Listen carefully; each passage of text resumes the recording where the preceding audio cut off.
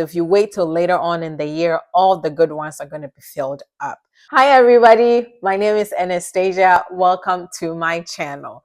If you've been here before, thank you so much for coming back. And if this is your first time, come on in, make yourself at home. Here we talk about everything. Today, I am here as your friendly neighborhood reminder that we are in the season. Mom and Dad, we all know summer camps.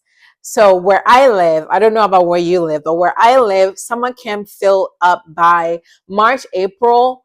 All the good spots are taking. So January, February is when you start, deciding which camp you want to send them to, and then also picking up the ones that you want. Because if you wait till later on in the year, all the good ones are going to be filled up. We like the outdoor camps. They have, like the sports camp, they have the Bible school camps, dance academies, but we like the outdoor ones because the hours are from 8 to 5. So they are there all day. They get worn out. They come home tired, and it makes nighttime routine very fast and very easy during the summer months. I actually made this mistake a few years back when we moved overseas to the States. I waited all the way till May to go look for summer camp because in my head, around here, school ends in June, July. So I figured May was a perfectly good time to go look for summer camps. But when I went, everywhere I go, they just kind of laughed at me and said, no, we're all filled up. So we were kind of stuck with, whatever was available. And ever since then, I make it a point, I put it in my calendar.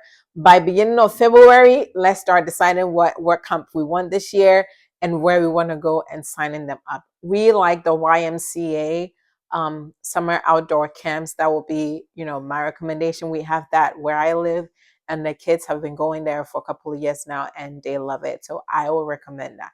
Summer camps are great because during the summer months, there's no school, and usually there's not much to do unless, you go on vacation. But who's going on vacation for the whole summer?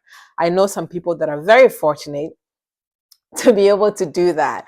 Most of us can only take a week or two off from work. So the rest of the summer, the kids are home bored. So summer camp is a great way to keep them engaged, keep, their brains and their physical body moving throughout the months before school start back up in the fall. So if I have reminded you to make this decision, leave a comment below. If you have any recommendations for good summer camp options or alternatives, please list them in the comments below so we can all learn from it. Please like, subscribe, and share this video.